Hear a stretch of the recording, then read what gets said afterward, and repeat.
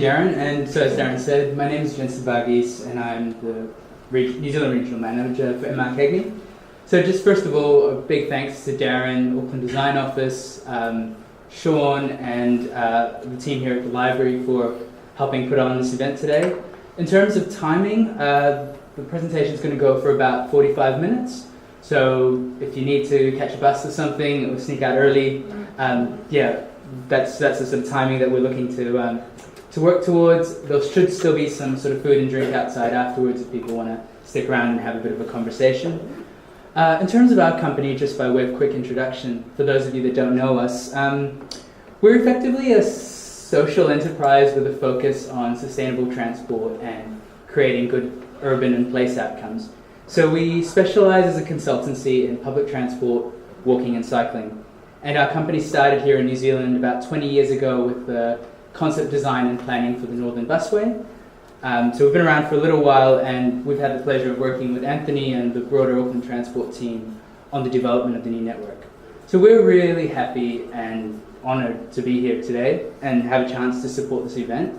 As a consultancy, it's really important to us that we share international best practice and inform the public about what's happening around the world. And we've sponsored and gotten involved with bringing people over from overseas to New Zealand to talk about the really cool projects that are happening over there, the world-leading stuff. And today's really special because we have a world-leading project that's been done in New Zealand, in Auckland.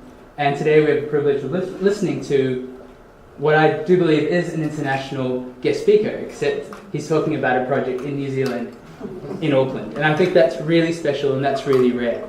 And when we heard that Anthony was going to be taking a bit of a break from Auckland Transport and sort of a much needed break, we thought this is a really unusual opportunity or rare opportunity to actually sit back for a moment and look at what the new network has achieved over the last 5 or so years. As residents, I think it's quite easy to get frustrated with how things are going, to criticize, to be frustrated that things aren't moving as fast as they could be. And we're all striving or wanting a better city, but we very rarely take a moment to just step back and try to look at what we've achieved or what has been achieved so far and where we are. Because as I said, this is a project that's been internationally recognized. People around the world are watching it, and it's great for us here in Auckland to sit back, reflect, and listen to what's been achieved so far. So on that note, please join me in welcoming Anthony Cross to talk about the new network.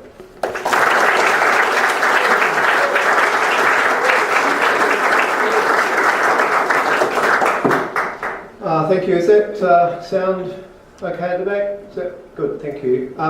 So it's great to be here. Thank you, Darren and Jensen, for the introduction.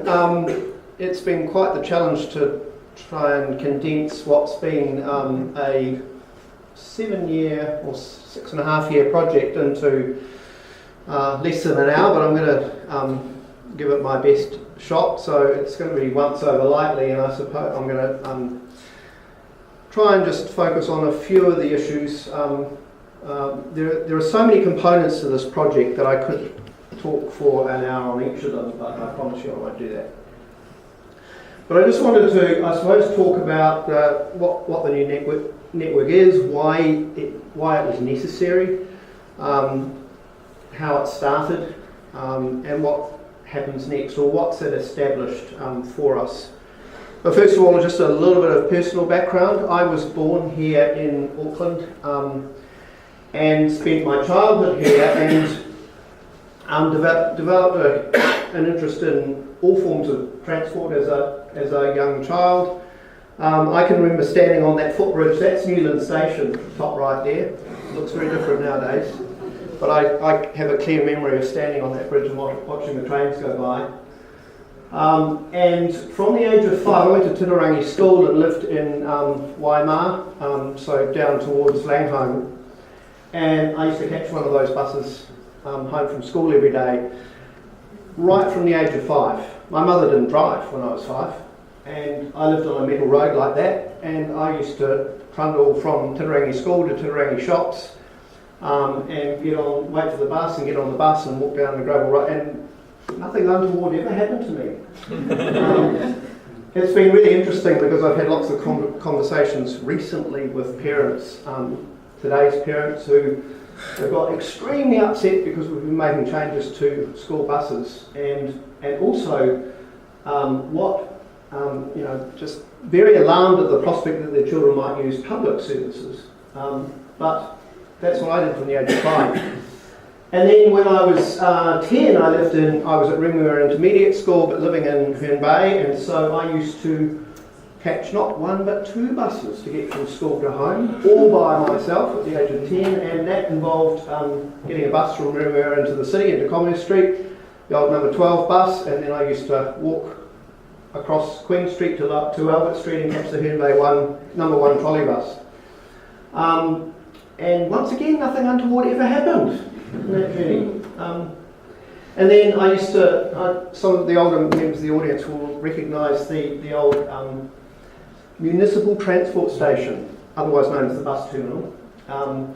That was where, at Britomart, what we now know as Britomart, from 1937 until, Darren? 2001. 2001, when it was closed down.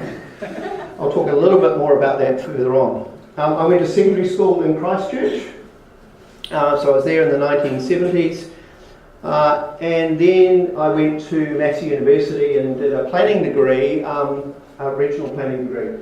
And where? At Where? Massey University, and when it was only in Palmerston North.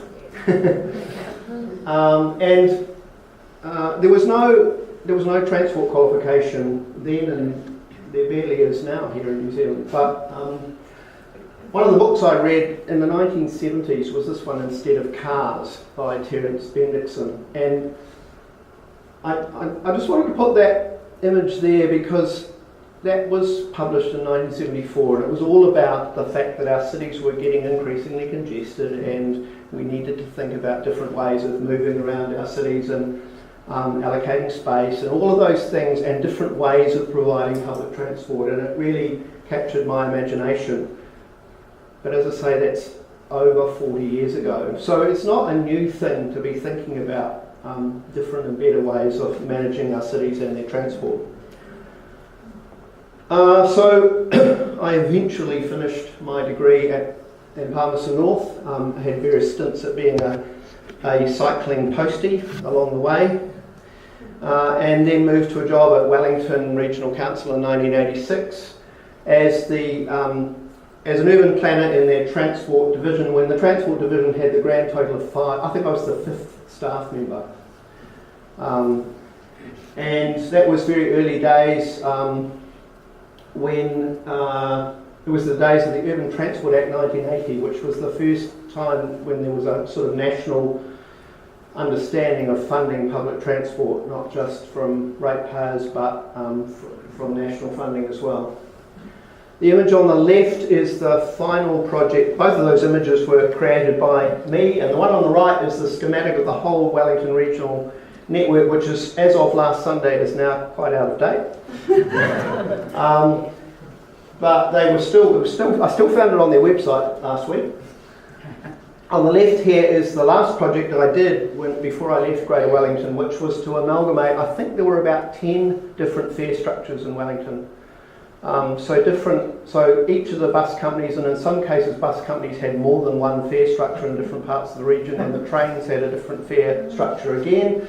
And I amalgamated them into a single fare structure, which was designed for integrated fares, which they're only just starting to implement a form of in Wellington. They actually rang me about 2 or 3 years ago when they were reviewing the fare structure in Wellington and asked me what my intentions had been for this structure, and I said, well, it was designed to be, there were 14 zones going out as far as Masterton. It was designed to eventually collapse those zones into about half that number, but they haven't done that. That's still what it looks like. They've made one boundary change in the last couple of years, I think. So it stood the test of time. And then I came back to Auckland in 2006, and I chose these images to show that all of these all of these images are now history. They're now historic images of that period. The Northern Express, which was quite new when I first came to Auckland. It wasn't even using the busway at that stage. We had, Britomart was open, but we only had diesel trains. NZ Bus had launched their multiple branding, I think that was about 2007 or somewhere like that. The Manukau, this airporter, the first version of the airporter 380, which was the first, I implemented 2 network projects in 2008, and that was one of them. The other was a restructure of local services in the Hawak and Pakuranga area. But it was very slow progress in those days. Many of you will have seen this image before because the history of public transport patronage in Auckland over the last nearly 100 years. And it shows that public transport usage peaked as it did in many cities at the end of the Second World War, when there was petrol rationing and so forth. And it declined very steadily with a bit of an increase in the 1970s because of the various oil shocks, but it reached an all-time low following public transport deregulation in 1993, I think it was. But it has turned around since then, and it's growing very steeply, continues to do so, but we've got a very long way.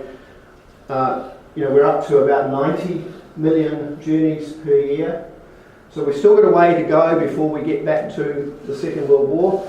And of course Auckland is many times the size that it was then. So in terms of journeys per capita, we've still got a long way to go. We're a lot better than some cities we compare ourselves, and but not so good compared to many of the others. So what is the new network? Why did we need it? Well, some of the issues that the number one thing that gets talked about and has been consistently talked about is congestion. And when I started my career, there was a huge debate nationally about funding for public transport and why it should be funded out of road user charges, which was a relatively new thing then. And so there was a constant debate about who were the beneficiaries of funding public transport, when public transport was often seen as being like a mode of last resort, more so probably here in Auckland and other cities than in Wellington where I was at the time.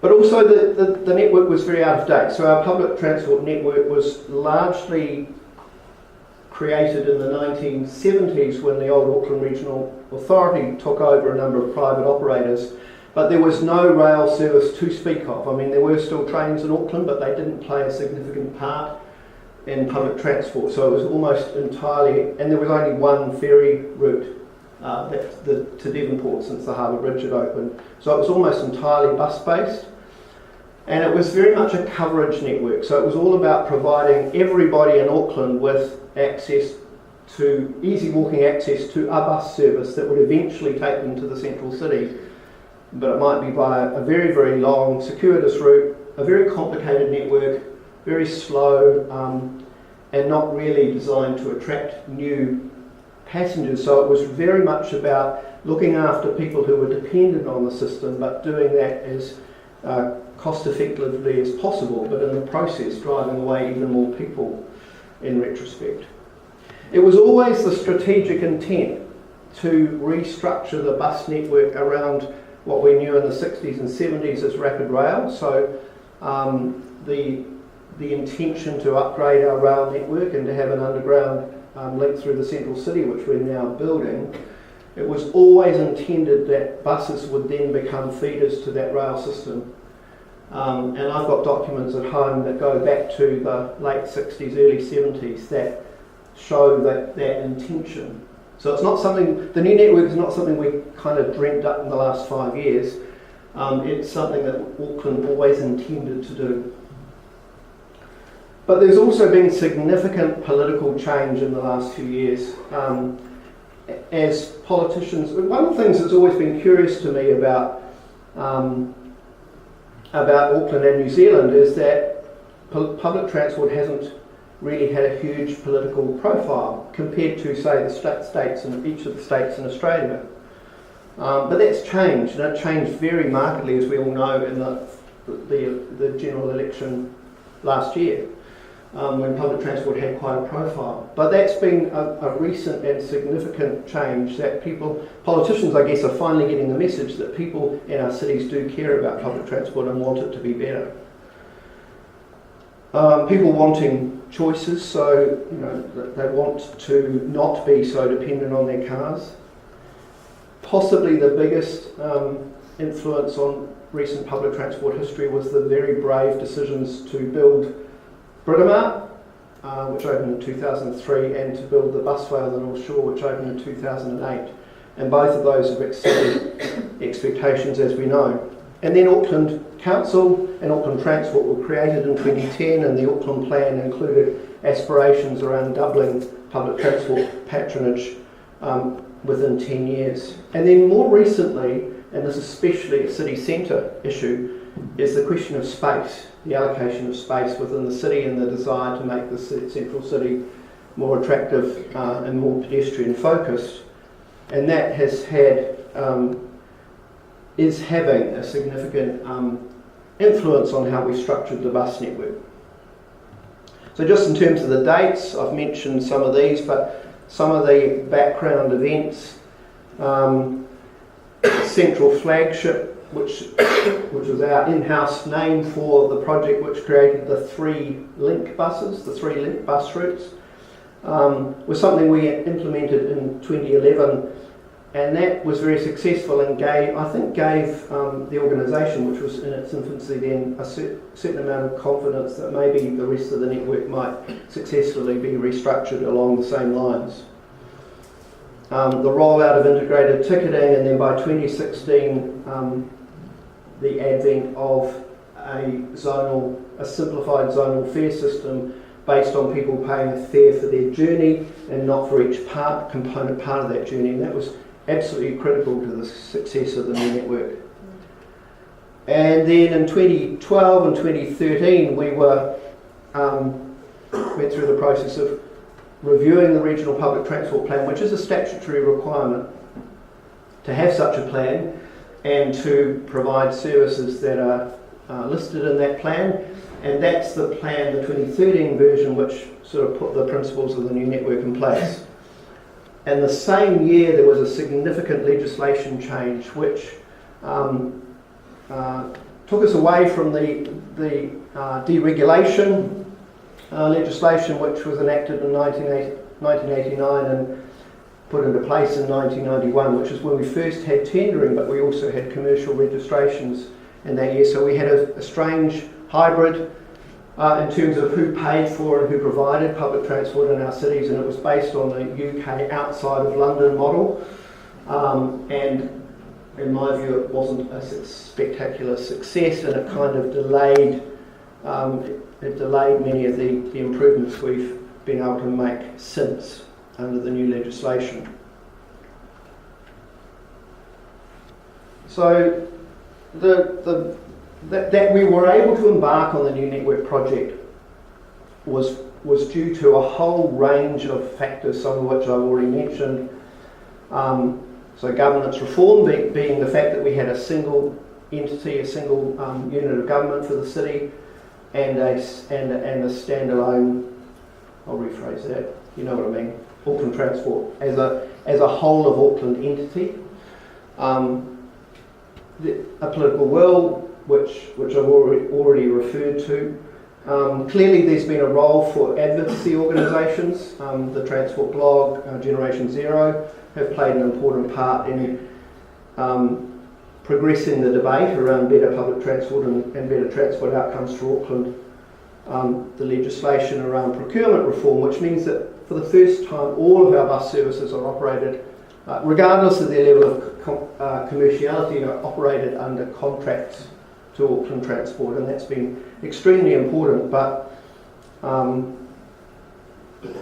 it has meant that the implementation of the new network is one of the reasons why it has taken a long time, and I know a lot of people feel very impatient about that. So the new network actually kicked off on, I need a date here, it was 2011, Rugby World Cup opening day. Tongan supporters of the train. Yeah. So I went out to a meeting, kind of reluctantly actually, I went out to a meeting, we had our head offices in Henderson then, but my part of Auckland Transport was then based in the old ARC building in Pitt Street. And I went out to a meeting in Henderson to meet with our strategy team and this person called Jarrett Walker from the US of A. And I was kind of reluctant because I didn't quite really see what some American was going to teach us. But anyway, I went along. He was here under the auspices of MRCagney. And that was really interesting. But that so it kind of was. It was an hour-long meeting, and it sort of anyway. Jarrett Walker, who's the author of this book, Human Transit: How Clearer Thinking About Public Transport Can Enrich Our Communities and Our Lives. So we had a great conversation, and I came away realising that what he could offer us was a methodology or a way in which we could achieve what we needed to achieve, or what had always been our intention as a city, but a way in which to sort of plan the network from the ground up, if you like. So it was about establishing some important principles, accepting that there would inevitably be trade-offs.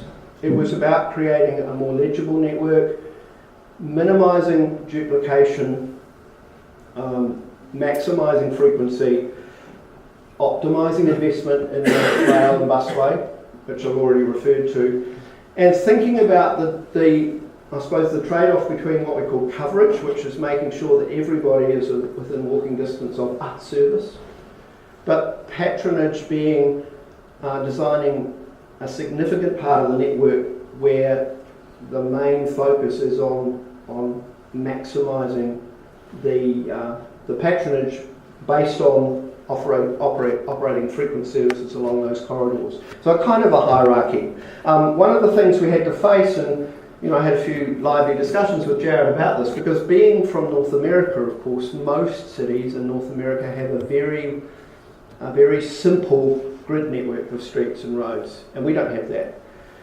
here in most New Zealand cities, and there are significant challenges around our geography.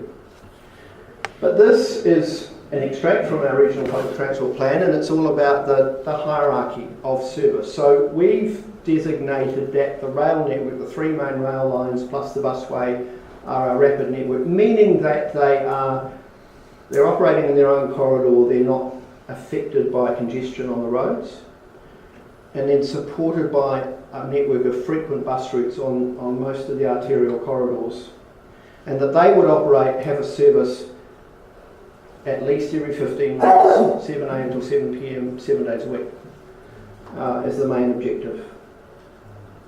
Supported by a connector network of bus routes that were not necessarily as frequent, but generally they'd often be more frequent in peak periods. And then a local network, or a network of services that don't fit that model. So school bus services for some of our rural communities, services that might only operate on certain days of the week, or to industrial areas, or peak only services, or whatever. So I'm going to give you a break from hearing my voice now, and we'll just play, for those of you who haven't seen it, and because it describes it so much more quickly than I can, the basics of the new network. And Sean's going to come and rescue me from the technology while we do that.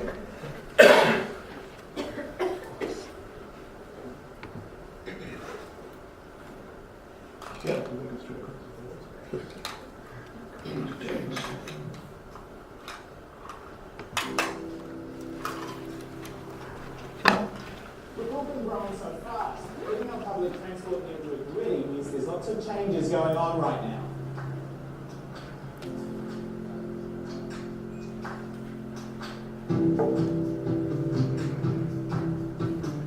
Big changes, like the City Rail link getting underway, and changes to improve how we travel. like more double-deckers, 40 kilometres of new bus priority lanes, quieter and more comfortable electric trains, and a whole new simpler fare system. But that's not all. We're also transforming our whole bus network so that it's more connected and with buses coming more often. The current network tries to connect lots of different places through many individual routes, so you get buses going everywhere, but they don't run very often. There's a better way, and it's much simpler. By moving to a more connected network and using more transfers, we can make services much more frequent using the same number of buses. We're calling it the new network.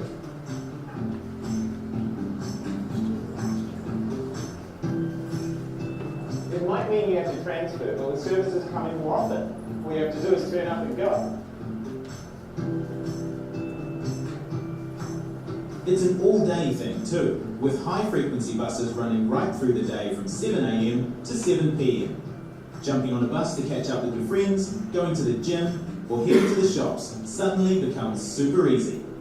You might not even need a car anymore. By thinking ahead, AT has already put in place a simpler fare system for buses and trains. Now with an AT hop card and simpler fares, it's easy to work out the cost of your journey, and you don't pay more to transfer between services. With new routes, new timetables, new bus stops, and in some cases new bus companies, this is a massive change. The new network is being implemented in phases in each part of Auckland. We'll let you know when your area is next. If you use buses or trains, this new system is going to mean some changes for you, literally.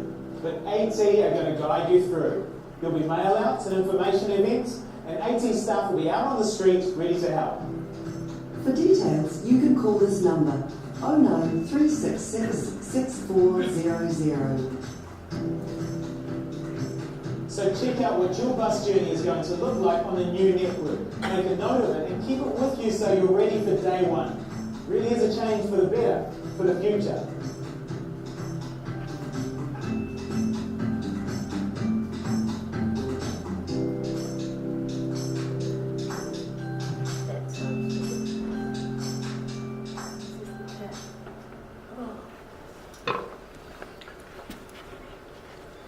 You have to get back.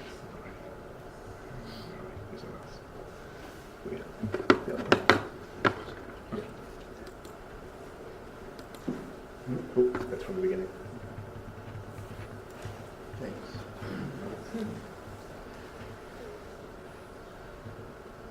So I just want to give a few case studies of how we have simplified the network, beginning with the 3 link routes. So there was the original link, what's now the inner link, slightly amended, was launched I think in 1997, Darren? I noticed I refer to Darren for all dates. It was February 22nd. There you go. Yeah, 97. At about 6 a.m. I've just dropped something, I'm not sure. It's just the... Was it the clicker? Yeah. So that was an interesting exercise, and as I say, it gave us a level of confidence. I mean, by 2015, the outer link, and I'll talk about the outer link in a moment because it's got its own issues and problems, but it had become such a thing that, you know, Simon Wilson of Metro magazine could write a whole story about what you could do and what you could access. I might just get you to switch your mic. Oh, yeah, sorry. Sorry. You know, how you could use the outer link and the places it could take you around Auckland. And that was kind of a signal of, you know, that was how much Auckland was changing and how much people were wanting, you know, seeing that public transport was once again becoming a much more integral part of the city and how you can use the city and get around the city. So there was an immediate increase in patronage in that area, so it was a restructure of the network for the whole inner western suburbs from the city out to Port Chevalier, but it also incorporated the old 006 from Newmarket to St Luke's and created a circular route using the Orbiter in Christchurch as a bit of a model, I guess. But the outer link hasn't been without its problems because it is a circular route, and people love circular routes in concept. They absolutely love them, and I would be a very rich man if I had $1 for every time a member of the public has said to me, you just need a bus that goes round in a big circle and links everything together. And I always nod and said, yeah, that would be fabulous, but it doesn't always work, and it's kind of hard to keep the time to keep a route like that operating reliably and so forth. But rightly or wrongly, we did give it a go with the outer link. We made a compromise around the route because we couldn't do what we really wanted to do between Mount Eden and Newmarket, so we made it a lot less direct than would have been ideal, so it's got this great big kind of detour through Mount Eden. But of course, when it came to consultation on the Central New Network, there was an outcry because we were proposing to not have it anymore, or not have it in that version. We were still going to have it from Mount Albert. All of the busiest part of the route was still going to be there, but people kind of didn't. And there was a big issue, and it threatened to sort of derail the whole process. So rightly or wrongly, we decided that because there were people opposed to us changing it and opposed to us keeping it, and it was kind of very hard to get to work out the right thing to do. So we decided to leave it as it is for now. But those words there are a direct quote from the brochure that we sent out to every household in Auckland in the last few weeks. So we're basically saying we're going to come back to that issue because we know that the compromise we made, or the trade-off we made, was we didn't have a frequent service along St Luke's Road, Balmoral Road, Green Lane, which is kind of an obvious gap in the frequent network. But there's a whole lot of options and variations that we need to look at, and then we can do a targeted consultation around that issue alone, rather than have it. We really wanted to get the rest of the network in place and then revisit that issue.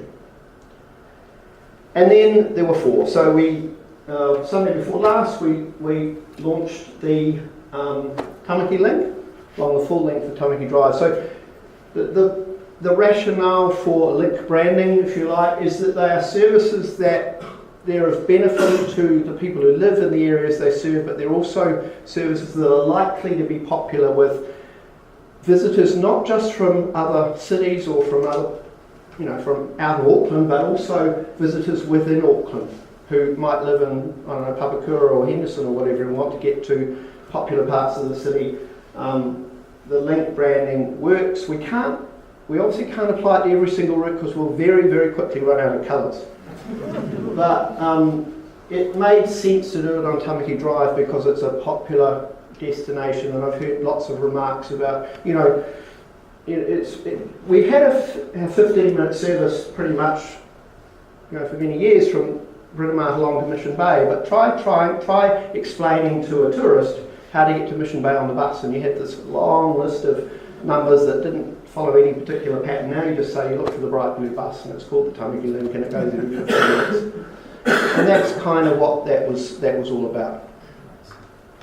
In 2017, last year, we implemented the West New Network, but that included services on the Great North Road, New North Road and Sandringham Road corridors, and we created the number 18. So once again, there had, for many, many years, there'd been a 15-minute service 7 days a week from the city to New Lynn along the Great North Road. But once again, it was a whole mixture of different buses that then fanned out from New Lynn all over West Auckland. And it was okay going in that direction, but coming back again from Swanson and from Glen Eden and from, you name it, in West Auckland, they were all supposed to come together to hit New Lynn at regular 15-minute intervals, and then to provide a 15-minute service along the Great North Road all the way into the city. But that didn't really happen in practice, and they used to bunch and all sorts of things. And there was a lot of nervousness about cutting. So what we did was we said there's just one route on the Great North Road, and it's from the city to New Lynn, and that's as far as it goes, and it's at a high frequency. And if you want to go further than that on the bus, you'll need to transfer at the New Lynn interchange, which had been opened in 2010. And there was a lot of nervousness about doing that, about cutting that service in half, but I'm not aware, and the same goes for what we did in the south the previous year. I'm sure there have been people who've complained to Auckland Transport about that and the fact that they can't make Glen Eden to Avondale on a single bus anymore. But actually, I didn't hear any of that. you know, you hear complaints and grizzles about all sorts of things, but that's not one I ever heard about. So we kind of, you know, that happened, and it's now part of the furniture, and patronage is growing in that corridor very significantly, and it's got double-decker buses and so forth. So, and it means that, you know, that especially along the Great North Road Ridge with all that apartment development and so forth, people in that area can't argue anymore that it's too hard to use the bus, because it's a lot more legible than it's ever been. And likewise, maybe we should have link branded that too, because that's the route you use to get to the zoo and Motat from the city. In Mangere, in October 2016, we restructured the South network. On the left-hand side is the Mangere network before that, and that's not every bus route in Mangere. So the old 304 and 305 used to serve for Bona and this part of Mangere Bridge, and they're not even on that map. And I remember when I first came to Auckland in 2006, and I spent quite a lot of time, believe it or not, travelling around on buses to just, you know, to get a feel for, because we do that actually, contrary to popular opinion.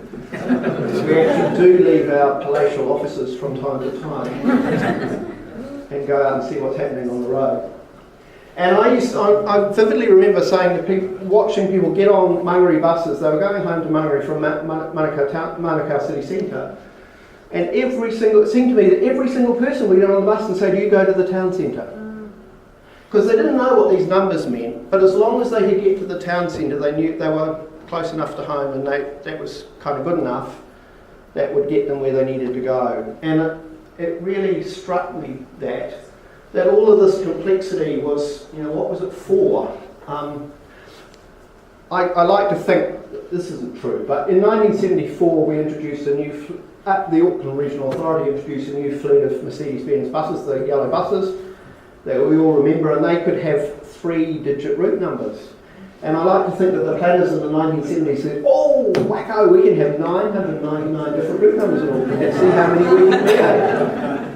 We never got beyond 511. Yeah, so we got well over 500 at one point.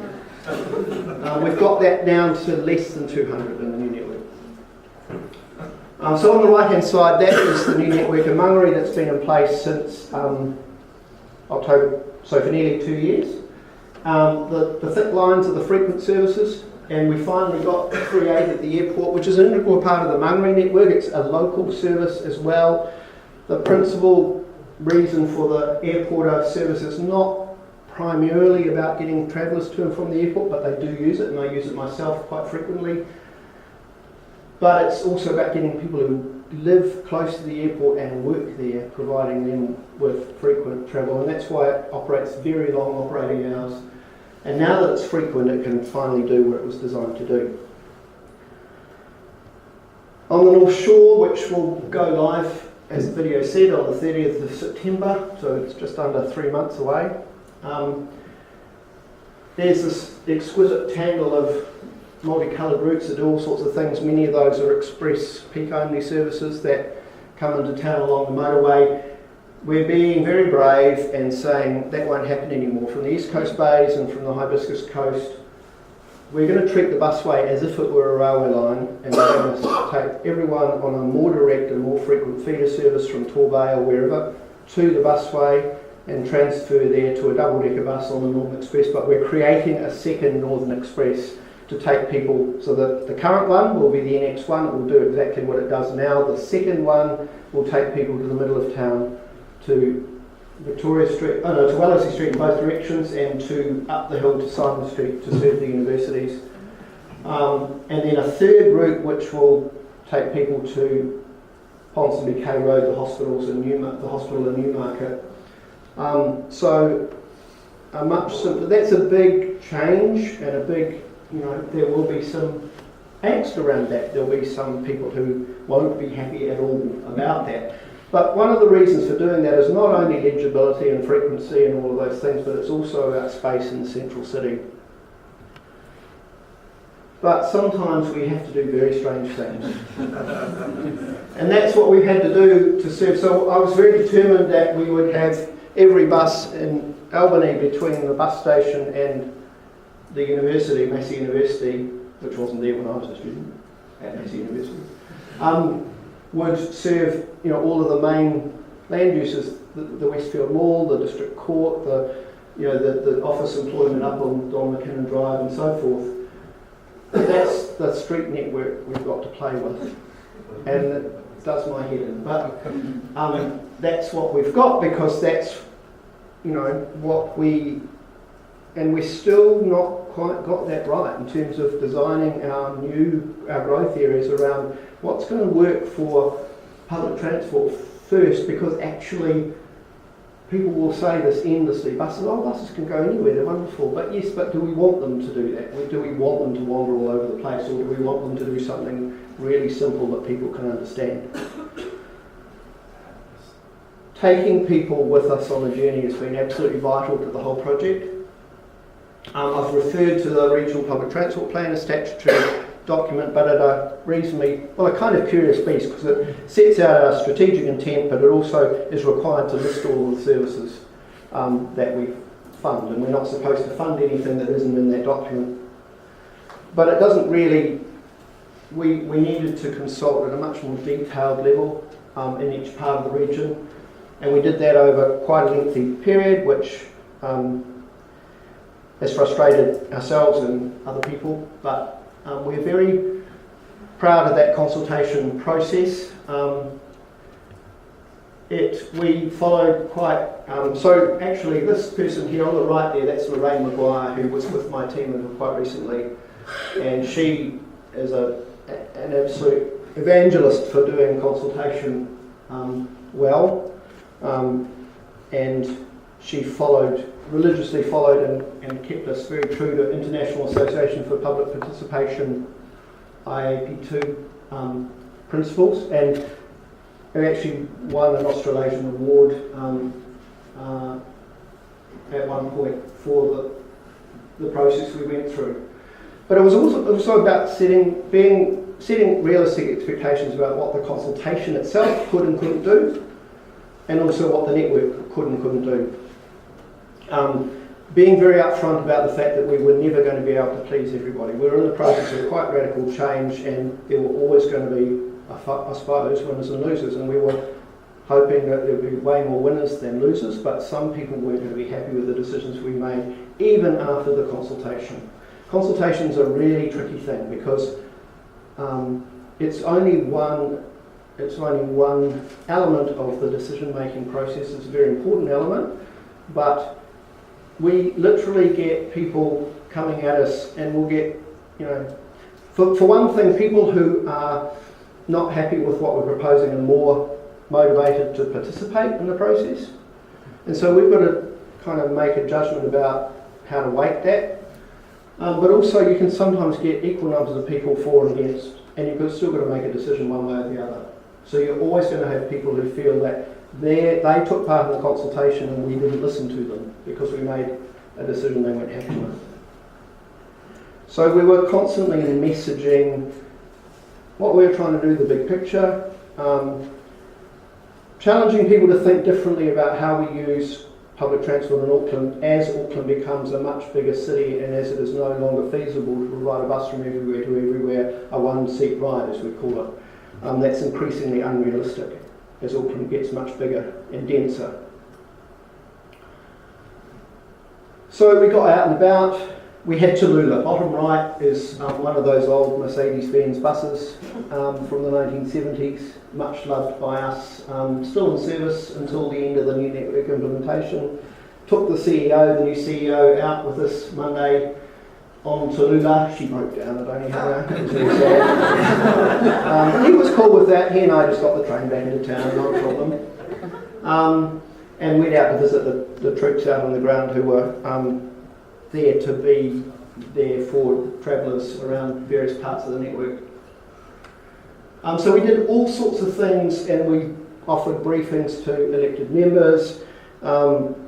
We built a lot of evidence that our consultation had been inclusive. I mean, we're very conscious that there certain people take part in consultations and certain people don't, and we're, going forward, we'll be looking to be a lot more effective in terms of getting young people involved. We did do youth events and all sorts, but using digital media a lot more than we did, but so always looking to improve the way in which we get in touch with people. But it's not an easy thing to get right.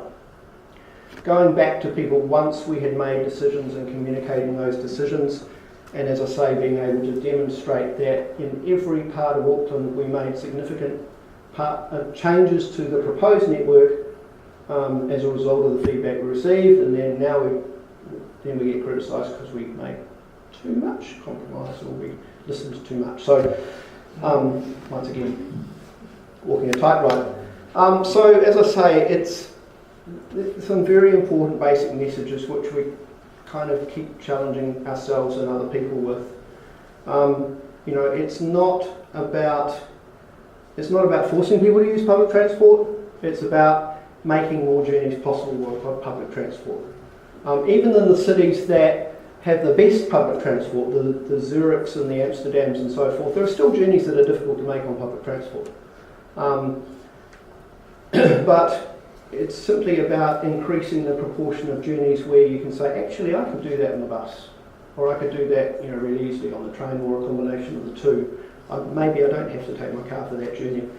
Not just about the peak, not just for journeys into the central city, but cross-town journeys, journeys in the middle of the day, journeys in the evening, at the weekends. It was a great opportunity to talk to MPs, councillors and local board members, most of whom are not regular users of public transport. There are some exceptions, increasingly there are exceptions to that. But you know, it was as much an education exercise as it was consulting with them, because they tend to hear from people who are unhappy about this, that or the other thing, don't necessarily have a completely balanced view of what the reality of public transport is in their community. And I'll come back to that. And if I don't, you can remind me. We used all sorts of media, and we refined this as we went through the exercise. So we changed it for each consultation. We adapted what we did, and you know what methods and channels we used, what had worked and what hadn't worked. We asked people in the consultation, how did you know about this consultation? And so we dropped certain things and started doing other things, and then we followed that through the whole implementation project we've employed. So we had a single, well, it's turned over in terms of personnel, but we had a single continuous team who were in the project right from the beginning of the consultation, right through to the end of implementation. So people who sort of have been living and breathing the new network for that whole period. And at the end of the presentation, which I will get to at some stage, I'll ask some of those people to identify themselves, because some of them are here today. The model is here. Sorry to embarrass you, Luke, but you know, we just can't please everybody all of the time, and we get, you know, all of this, you know. It's not fair. We don't have any public transport. We're paying rates. We're not getting anything for our rates. And then we provide the public transport, and then people in the same community will say, all these buses are going around empty and we're paying for those. We can't get people onto public transport unless we start providing services for them. And yes, it may or may not work in particular communities, but we've got to try. We've got to actually provide the service and give people a chance to either use it or not to use it. So we started rolling out the network, and we're nearly there. By the end of this year, within 3 months, we'll have rolled out the entire network. So what are the results so far? Well, this diagram here is using a tool called Remix, which shows you for Otara Town Centre before the new network and after it was implemented. This is Jane, who's a little gizmo in that piece of software, and it shows how far you can travel in 10, 20, 30 minutes on the network based on making changes if you need to do, you know, transfers if you need to, and based on the average, the wait time. If you're making a connection, it assumes that you wait for half the frequency of the service you're connecting to. So if you're connecting to a service that runs every 15 minutes, it assumes you wait at the connecting stop for 7.5 minutes. So old network, 1 PM on a Sunday afternoon, that's as far as you could get. So from Otara Town Centre, you could get to Botany within, was that an hour or 45 minutes? An hour? You could get to Manarewa, you couldn't get to Papakura, you certainly couldn't get to the central city. By the time we implemented, you could get to the airport, you could get to Howard, you could get to Glen Innes on the train, you know, you could get to Newmarket. You know, the reach of what you could do in a given period of time based on improved frequencies and connecting between those services, the actual accessibility for a person at that point in the network, or any point in the network, is vastly increased. And then the access to the frequent network throughout Auckland, so that's the red lines on this map. By the time we implement it in North Shore, that's how many roads and streets in Auckland will have a service at least every 15 minutes, 7 a.m. till 7 p.m, 7 days a week, often more frequent and often for longer hours than that. Yes, the rail isn't yet there, and I'm as frustrated as anybody else because I'm a daily train user, and I often, you know, if I'm staying in town, you know, after 7 o'clock, the trains are only every half an hour, and if I use the trains at the weekend and they're only every half an hour, that's very frustrating. But till we get a third track through this part of the network, so that Kiwi Rail can operate their freight trains at all times independently of the passenger trains, there's a real constraint. And it's a priority for us, and I guess that's all I can say. So the network, the full rapid and frequent network, won't be frequent until that issue is resolved. Hopefully sooner rather than later. In South Auckland, we had declining bus usage in South Auckland.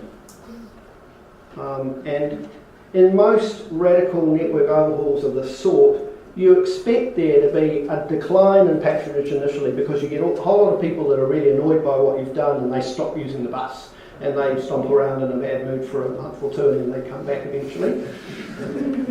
But it didn't happen here. I don't know for what reasons. I like to think that it's because we did the comms. We made a huge effort to be out on the ground, making sure that people knew what was going on, and that they knew what bus they needed to catch and where from and all of that sort of stuff. But the growth in bus usage in the south started immediately, and it's still continuing at 4% per annum nearly 2 years on, even after we've taken account. So a lot more people, way more people get on buses in South Auckland, but a lot of those people are getting on buses because they're using the connective network, or they're getting on the bus to connect with the train, or connecting between buses to make their journey. So the actual growth is much higher than that, but the growth in journeys is trending at 4%. In West and East Auckland, which we implemented last year, it's still growing at 10% a year.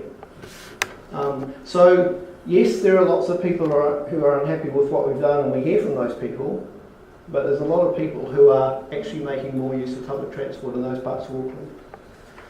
So Central went live.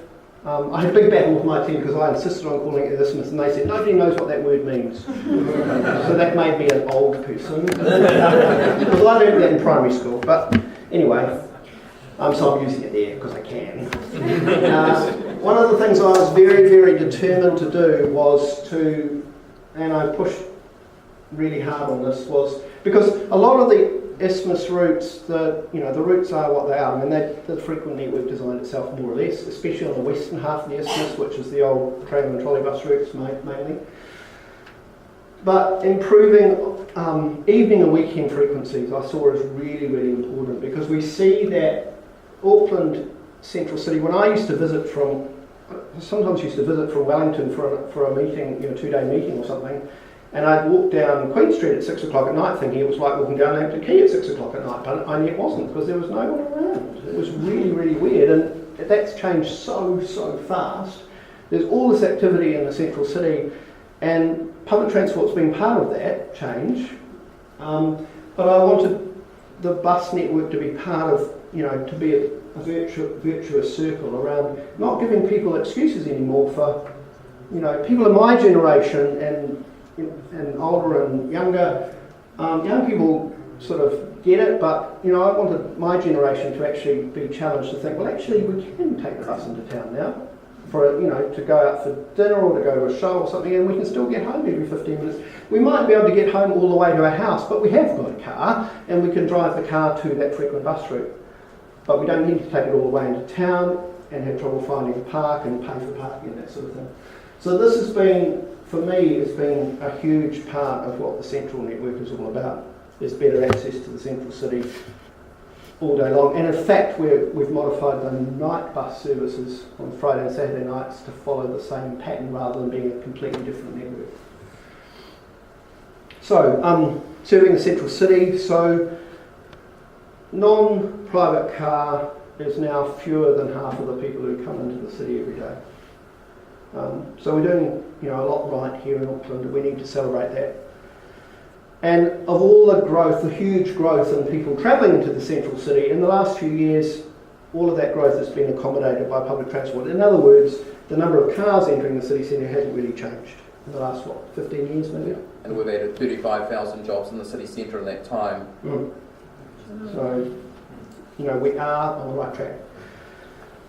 So the new network, this frequent network for the isthmus, which is the red lines there, as you can see, it's very similar to the tram network from the first half of last century, the trolley bus network from the 50s until the 60s, 70s till 1980. And then, so that's because this tram network created that part of Auckland. Public transport worked, it was phenomenally successful, and people still use those routes, bus routes, very heavily for the same reasons. But buses are still the unloved mode in Auckland. And whether we like it or not, even when we built the City Rail link, even if we have light rail, buses are still going to be the dominant mode, even for travel in and out of the city centre, and we have to accommodate them somehow. So we're providing a lot more bus service for not a lot more cost. We tried to get it cost neutral, we didn't quite manage that. But there's a lot more service. But we've got to do something about people's attitudes towards buses in this town, because people hate them with a passion, and I don't completely understand why, because I've always liked buses. So we're doing some stuff. Somebody mentioned this to me before the presentation, but we're rolling this information out to every bus stop in the network. Is Trial still here? Yep. Oh, she's moved. There she is. And Diana, who's sitting beside her, who designed all this amazing wayfinding and are putting it in place. It's lagging a little bit behind rolling out the network, but it will eventually turn up at every single bus stop. Lots of information, and there's lots of evidence that people really appreciate that. And there's there are lots of other ways in which we're presenting the information, including a version of the London Spider Maps, which at major interchange points and so on. So the challenge is to learn to love the bus, because in every part of Auckland, it's been a consistent theme of my career, is that antipathy towards buses, and people wanting... Except the 312. I'll bring it up in the Q&A. In town centres, now this one is actually an exception to the rule, because this is Panmure, where the locals are, and the Business Association campaigning really hard to keep buses in the main street. But in so many other communities, the local retailers and so forth want buses moved out. They don't see the value, they don't see that they bring people into their businesses, they don't see that people on buses have money to spend, they don't see that each bus stop brings a lot more people than if that space was used for car parking. It's a real battle, and it also goes to the shopping malls and so forth, where buses don't fit their business model or whatever it might be. So it's a major issue, and if we want public transport to be more effective, we've got to find ways in which we get people to love, to understand the importance of buses in our network. Buses need space, unfortunately. Everyone wants better public transport, nobody wants to provide space for it to work efficiently, to work operationally, especially in the city centre. I chose these images because we love this area now behind Britomart. Everyone thinks it's absolutely fabulous, and it is. Darren and I had coffee about here this morning. And it's really, really, really lovely. But we used to, that from 1937 till 2001, we provided all that. All of those buses then had to go elsewhere onto the street network in the central city. This street, Little Queen Street, doesn't even exist anymore. That's where the downtown shopping centre, and we're already rebuilding that for the second time. See how it goes through to the ferry building from Custom Street? And I can identify, because I'm a super nerd, there are the three West Auckland bus companies all have their city terminus in that street. So not only have all of that space has disappeared completely, but buses are being pushed out, and so it's a real challenge, and that's why I'm saying that it is no longer possible to provide buses from every suburb in Auckland to the centre. We've got to provide, make much more efficient use of this space that is available for buses, and that's where double deckers and high frequency come in on a much more limited number of routes. One way in which people will learn to love buses a little bit more is by making them electric. We used to have 133 electric buses, just saying. We've got 2 now. Public transport, like politics, is the art of the possible. So a lot of people get very frustrated with that we're not doing things fast enough, that we haven't done enough, that we haven't done things in the right order, that we haven't built the right infrastructure, we should have waited until the infrastructure was right. We should be. I have lots and lots of conversations with members of the public about, they'll say, we're out to tell them about what we're doing next week or next year. And I'll say, what you should be doing is, and they'll tell me about something that's going to take 20 years to implement. And I say, we're constantly thinking in all of those dimensions. We are thinking about growth that's happening, but we're also planning we're planning for next week, next year, 10 years, 20 years, 30 years. We're having to do that, but I think Auckland has a long history of planning really well for the long-term future and not actually doing stuff in the meantime. And that's what we're changing through this. This project is partly about changing that. Because as I said, when I was a kid, we knew about rapid rail was the thing, and that was but it never happened, and we didn't take steps towards it until quite recently.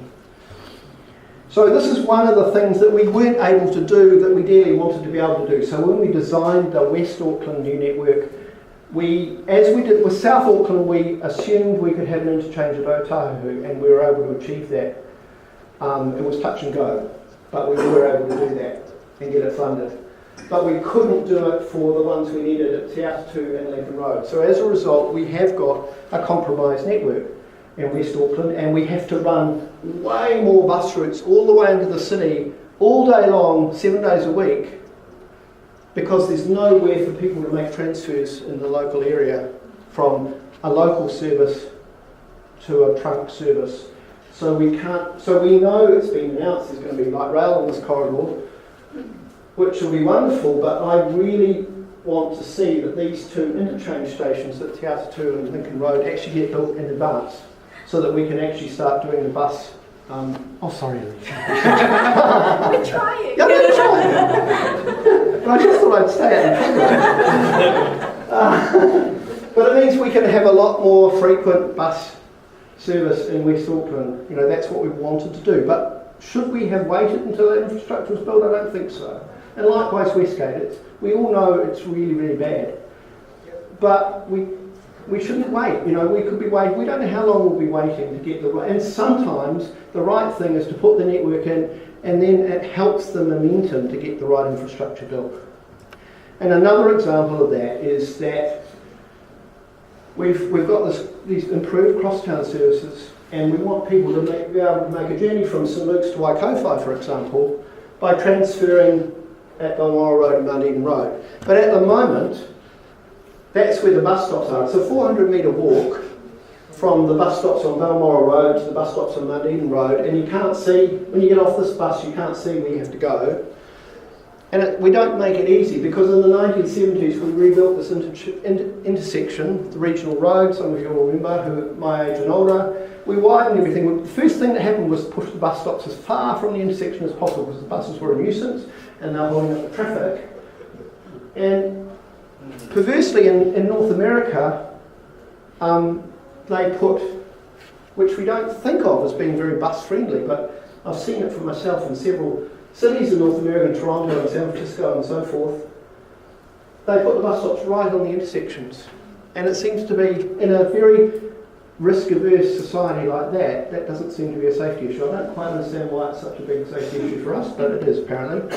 And so this is what we would like to do, for example, at this Potters Park. So Dominion Road may not be light rail, but it doesn't actually matter. The connection with the cross-town service and the arterial service, that people can actually get off one bus and they're right where they need to be to make the connection. So that's something that still has to happen, and we understand that the new network won't be optimised until we can do more of that. So it is being worked on, and it's frustrating that it hasn't happened yet. Change is incremental, and the network will evolve. So it's not something that's set in concrete. It will continue to develop. The short-term thing is that we know we've got some things haven't got right. We haven't got capacities right on some routes. We haven't got, the timetables aren't necessarily right. The connections aren't necessarily right. They need to be tweaked over the next year or so. We need to enhance frequencies, and that means various things. The frequent routes can become more frequent. We can have more frequent routes in the network as funding allows. As funding allows. I keep saying as funding allows, because everything's subject to funding. I wish I had a dollar for every time I said subject to funding through my 32 years in public transport.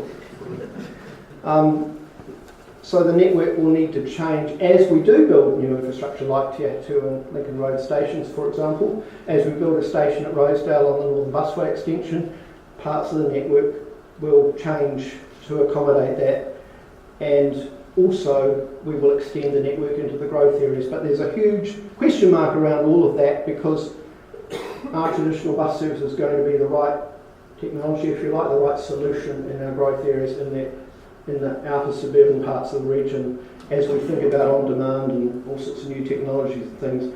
We know that will change in the next 5 to 10 years, but we don't know exactly how. So we're sort of still planning for traditional bus services, but the solution might be quite different.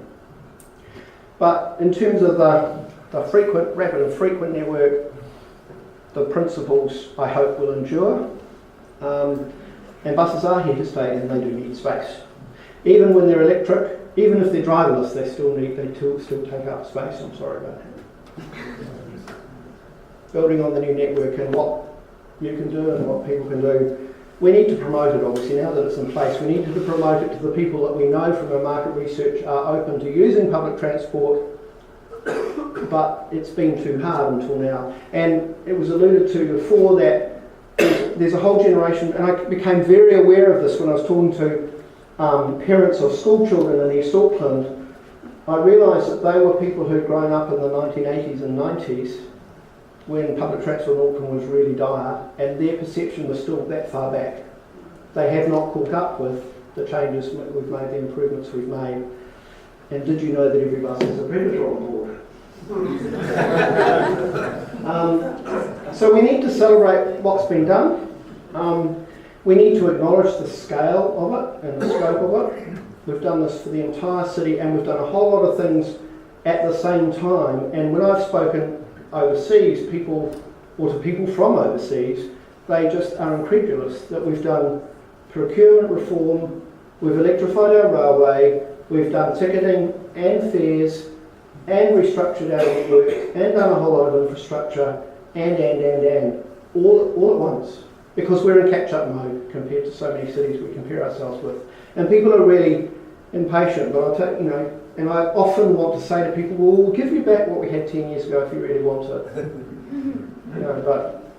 So we've made a lot of progress, but we do recognise there's still an awful lot to do. We haven't necessarily done things right, we haven't necessarily done things in the right order.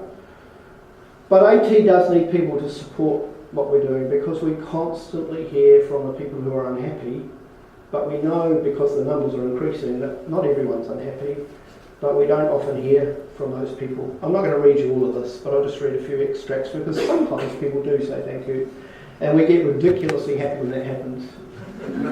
We sort of dance around the office and all sorts, go out for coffee and things.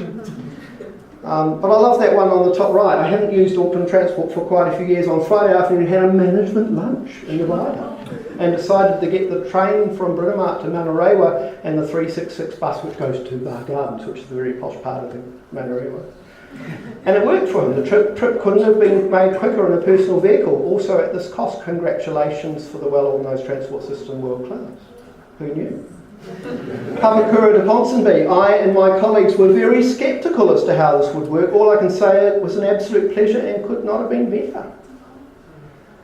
The more direct service takes approximately 15 minutes off my trip to town. I just wanted to let you know that I'm a very satisfied customer. We also had a concerted campaign from the people on the part of the route we cut out to make that person's journey 15 minutes faster. That's another story. It's now much easier for me to catch the bus to and from work in the city. The service is so much more regular and has a lot more availability in off-peak times and weekends. Thanks so much. The 66 service means she no longer has a 10-minute walk to the 321, so that's a person who's making a connected journey. This one I like. He stated, this is from the south, he stated that it did take him a while to get used to. However, now that he is used to it, he really enjoys using the network. He enjoyed the concept of not needing to use a timetable, just grabbing a bus and going. He also appreciated how his options for services have increased since the new network was rolled out. And then this lovely one from our consultation from a recently retired woman in Mangere. Sure, some of the changes mean I have to travel a bit differently, but the buses will take me straight to the train stations and things. I like that. I'm telling all my friends to come to the consultation event because we were chatting about it yesterday. We're all recently retired, you see, and driving into town is a bit daunting, so we're trying to find out about the buses and things. In the end, it's all about people and trying to provide better options for people to get around Auckland, to use the city, to experience the city, not just for their journey to work, but for whatever they need to travel for. And so it's been a huge privilege to be part of this project and a very painful privilege at times. It's been pretty hard work, but I just want to acknowledge that obviously I didn't do it by myself. There's been literally hundreds of people have been involved along the way, and lots of people behind the scenes as well who don't sort of get kind of recognised. But there are a number of people from my team and some of my colleagues here today, and couldn't have done it without you guys. It's been very special to be part of that team over the last 6 or 7 years.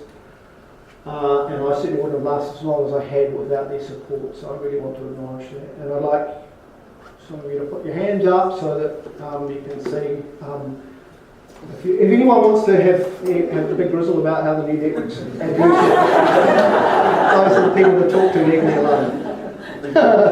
So, thank you very much.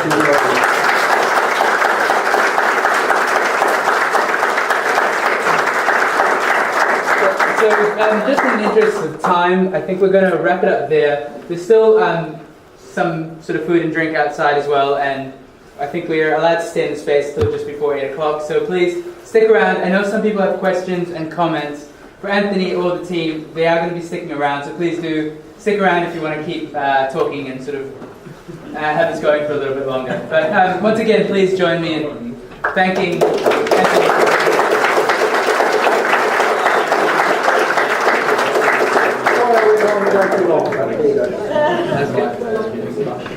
I've got to have congratulations once again. I have these once again. I have these once again. I have these once again. I have these once again. I have these once again. I have these once again.